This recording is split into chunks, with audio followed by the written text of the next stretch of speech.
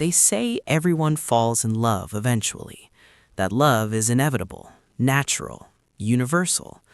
But what if that isn't true?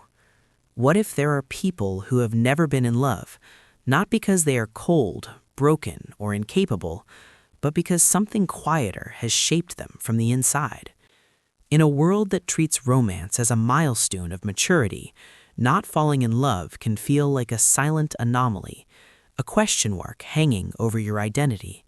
Are you too guarded, too independent, too afraid, or simply different? There is a quiet stigma around those who have never experienced romantic love, a silent assumption that something must be missing. But what if nothing is missing at all? What if the absence of love is not emptiness, but protection? Tonight, we explore the psychology of people who have never been in love, not to diagnose, not to judge, but to understand the hidden currents beneath their silence. Let's begin. There is a moment, often small, almost forgettable, when you begin to notice it. Friends start talking about crushes, about butterflies, about late-night messages that make their hearts race. And you listen. You understand the words, you understand the excitement, but something inside you remains still. It is not that you feel nothing, it is that you feel different. While others seem swept away by sudden intensity, your emotions move like a calm river, observing, measuring, waiting. And slowly, a question begins to form. Why hasn't this happened to you? At first, it feels like timing, then coincidence, then perhaps standards. But as the years pass, the absence becomes louder than any presence. In a world saturated with love songs, romantic films, anniversary posts, and public declarations, not falling in love can begin to feel like standing outside a celebration you were never invited to. You may smile when others speak about their heartbreaks. You may offer advice. You may even enjoy the idea of love in theory. But in practice, something never quite ignites. And that is where the quiet difference begins. It is subtle. Not dramatic, not tragic, just noticeable. There's often no clear pain attached to it, no obvious wound, just a faint sense of being out of sync with what everyone else seems to experience naturally. Society rarely talks about this experience. Romance is portrayed as universal, a rite of passage, almost biological in its inevitability. If you've never fallen in love, the assumption is that you simply haven't met the right person yet. But what if that explanation feels incomplete? What if it isn't about the right person, but about readiness, or safety, or unconscious self-preservation? The person who has never been in love is often not detached from emotion. In fact, they may be deeply sensitive, observant, introspective. They feel attraction, they feel admiration, they may even feel longing. But when things approach emotional depth, when vulnerability becomes real, something gently pulls them back. Not dramatically, not consciously, just enough to keep the heart from fully opening. And so they remain in a strange middle ground, close enough to witness love, but distant enough to avoid it. This is not always loneliness. Sometimes it is comfort, stability, control. But underneath that stability, there can also be a quiet curiosity. What would it feel like to let someone in? Would it change you? Would it cost you something? These questions often stay unspoken, because admitting them would mean acknowledging that the absence of love is not indifference, but complexity. And complexity is rarely visible from the outside. To others, you may simply appear independent, focused, selective, but internally, the story is far more nuanced. The quiet difference is not about lacking emotion. It is about the careful way your heart has learned to move. Long before romance ever enters your life, before first dates, confessions, or heartbreak, something else is already shaping you. Love does not begin in adulthood. It begins in observation. As a child, you learned what closeness looks like. You watched how affection was expressed or withheld. You noticed whether emotions were welcomed or dismissed. Some children grow up in homes where love is loud and visible, where comfort is immediate, where vulnerability is safe. Others grow up in environments where emotions feel unpredictable, where affection must be earned, where silence is safer than need. And even if nothing dramatic happened, no trauma, no chaos, subtle patterns still leave impressions. Perhaps you were praised for being mature, for not needing too much, for solving things on your own. Perhaps independence became your identity before you even understood what dependence meant. Children are observant in ways adults forget. They sense tension. They memorize reactions. They adjust accordingly. If vulnerability once led to disappointment, if expressing need was met with discomfort, if closeness felt unstable, the nervous system learns something very quietly. Connection is uncertain. Self-reliance is safer. This is not a conscious decision. It is adaptation. Over time, emotional self-sufficiency can become so natural that it feels like personality rather than protection. You may tell yourself you simply value independence, that you prefer space, that you are not the romantic type. And maybe that is partly true. But sometimes, beneath that preference, there is a history of emotional calibration. If early attachment felt inconsistent, warm one moment, distant the next, the mind learns to regulate by not leaning too heavily on others. If love felt conditional, you may grow into someone who avoids needing it at all. Not because you don't want love, but because your body remembers what unpredictability feels like. Psychologists describe this through attachment theory, patterns of bonding that form in early childhood and quietly shape adult relationships. Some develop secure attachment, comfort with closeness and autonomy. Others develop avoidant patterns, where intimacy feels intrusive, overwhelming, or subtly threatening to independence. But labels are not the point. The point is this: your heart learned its rhythm somewhere. It learned when to open, when to stay guarded, when to retreat before things become too real. And if you have never been in love, it may not be because love never appeared. It may be because your internal system never felt fully safe stepping into it. Safety is invisible, but it governs everything. Without emotional safety, attraction remains surface level. Interest fades before depth forms. Curiosity dissolves when vulnerability approaches. This is not coldness. It is caution shaped by experience. Even if you cannot trace a dramatic memory, the pattern may still exist, woven from years of subtle emotional lessons. And until those lessons are gently examined, love may continue to feel like something observed from a distance, not because you are incapable, but because somewhere inside, your heart is still measuring risk.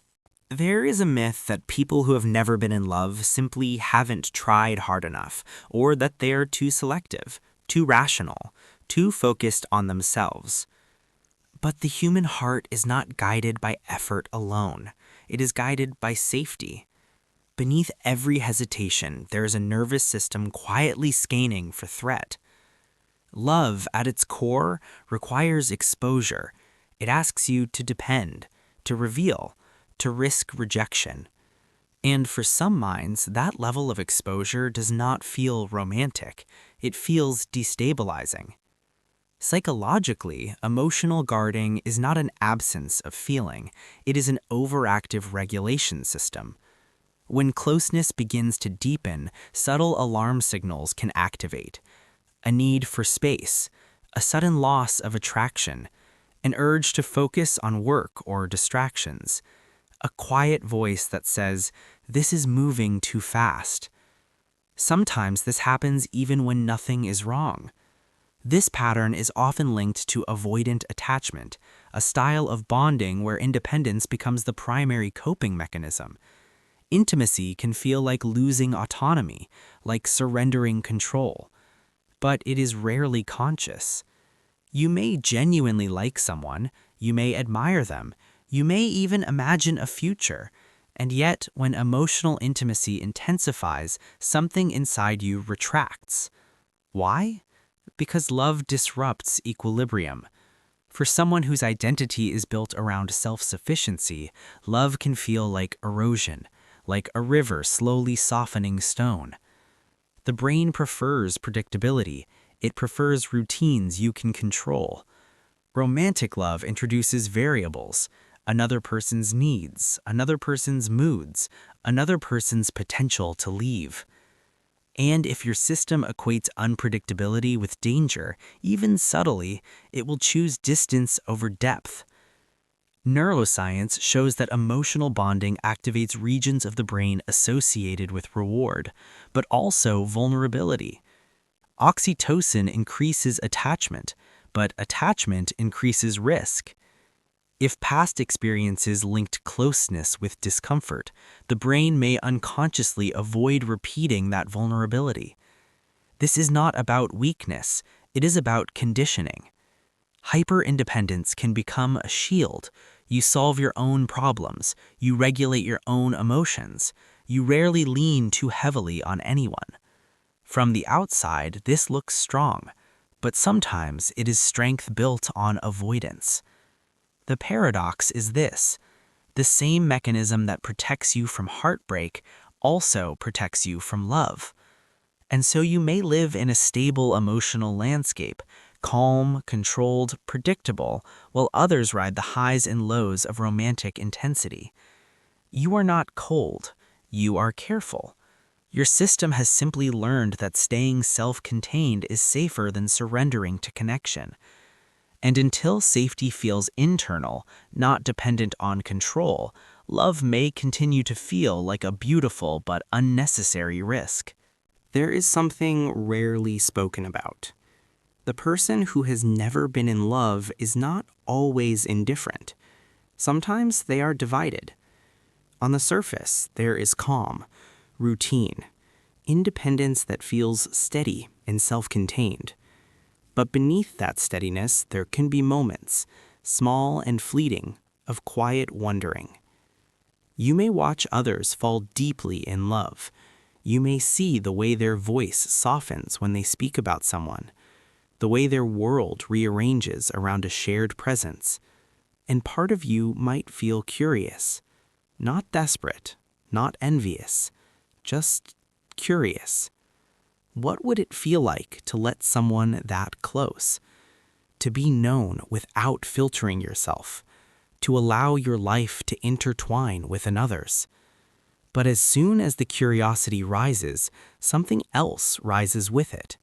A resistance, a subtle tightening. Because love is not only warmth, it is exposure.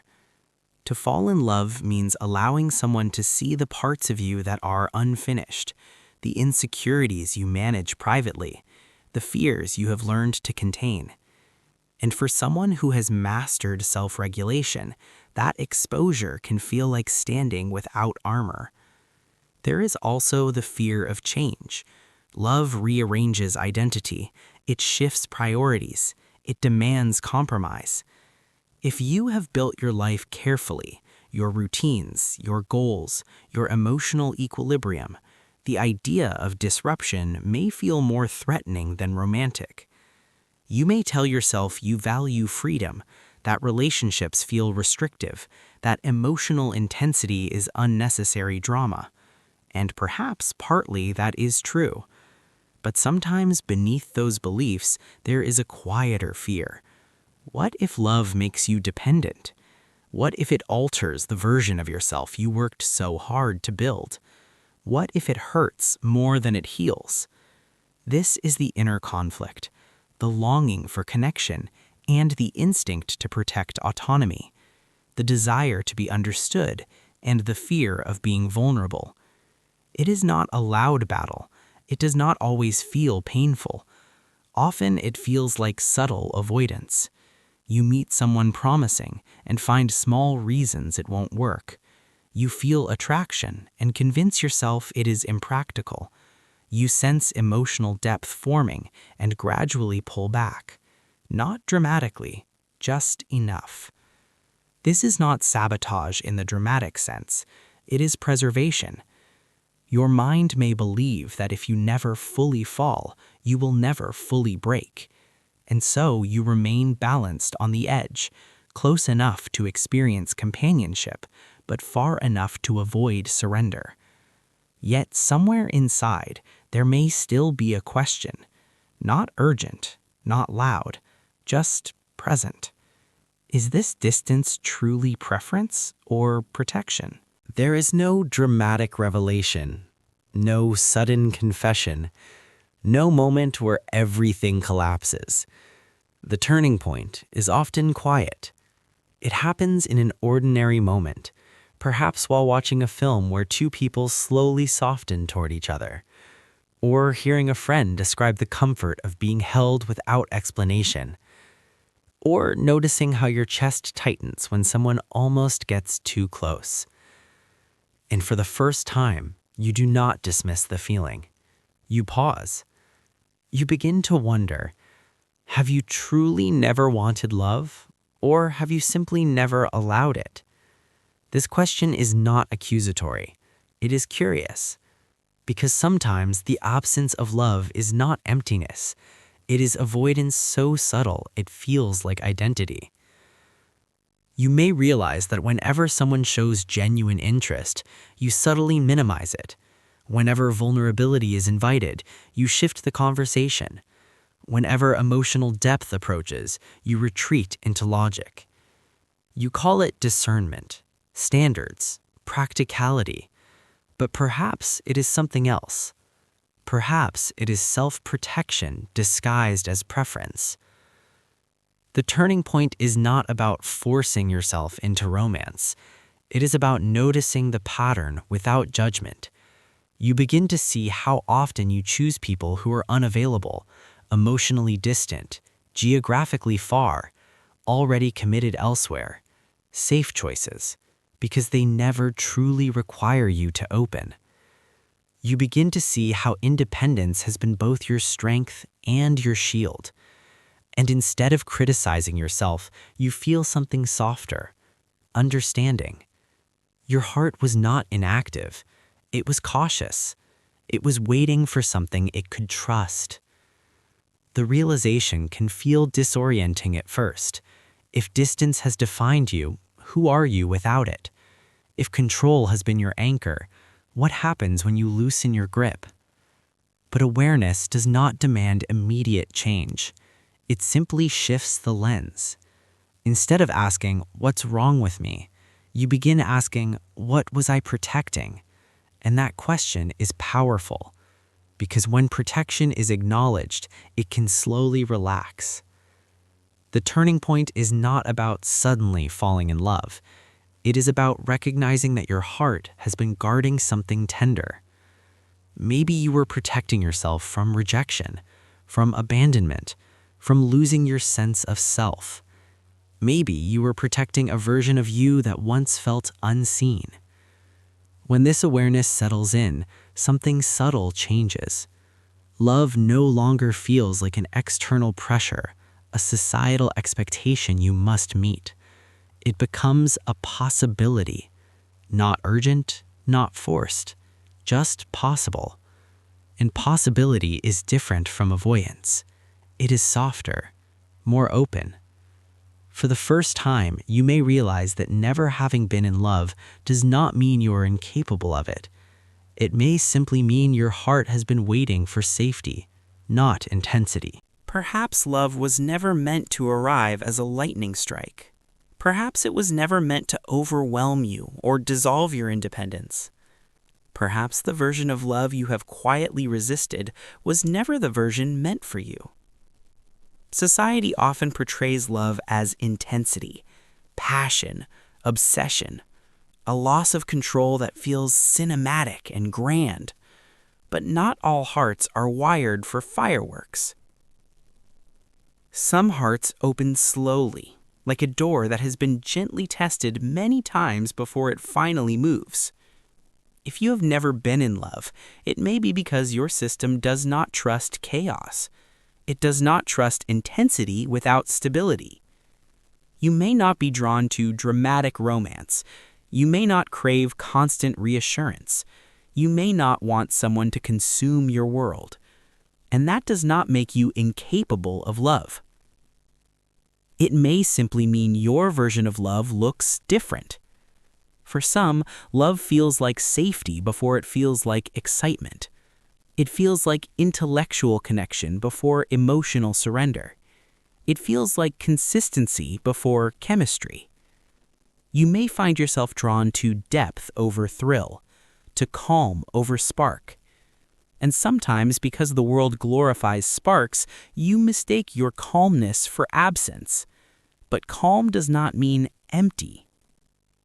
There is a kind of love that feels like steady warmth rather than wildfire, a quiet presence rather than a dramatic storm. If you have spent your life valuing independence, perhaps love for you must include space, mutual respect, emotional autonomy. Perhaps you need a connection that does not threaten your identity, but supports it. Redefining love is not lowering standards, it is clarifying them. You may realize that you do not want to lose yourself in someone. You want to meet someone while remaining whole. You do not want intensity that overwhelms your nervous system. You want stability that allows it to relax. And when love is defined this way, something shifts. It stops feeling like a risk to your identity. It stops feeling like surrender. It becomes collaboration. You may begin to see that love does not require you to abandon independence. It requires interdependence, a balance between closeness and individuality. For someone who has never been in love, this understanding can be liberating. You are not late. You are not defective. You are not emotionally frozen. Your heart may simply operate on a slower, more deliberate rhythm. And love, when it comes, if it comes, may not arrive as a dramatic transformation. It may arrive as comfort, as ease, as someone who does not force you to rush your opening. And in that space, you may discover that love was never something you lacked. It was something you needed to redefine. There is a quiet courage in living outside the script. In a world where love stories are treated as milestones, first kiss, first heartbreak, first anniversary, you may have moved through life without those markers. And sometimes that absence can feel like invisibility. But absence does not equal deficiency. If you have never been in love, your life has not been paused. You have still grown, still felt, still become. You have built routines that anchor you, friendships that nourish you, dreams that stretch you forward. Your heart has not been empty. It has simply been selective about where it rests. And perhaps that selectivity was never a flaw.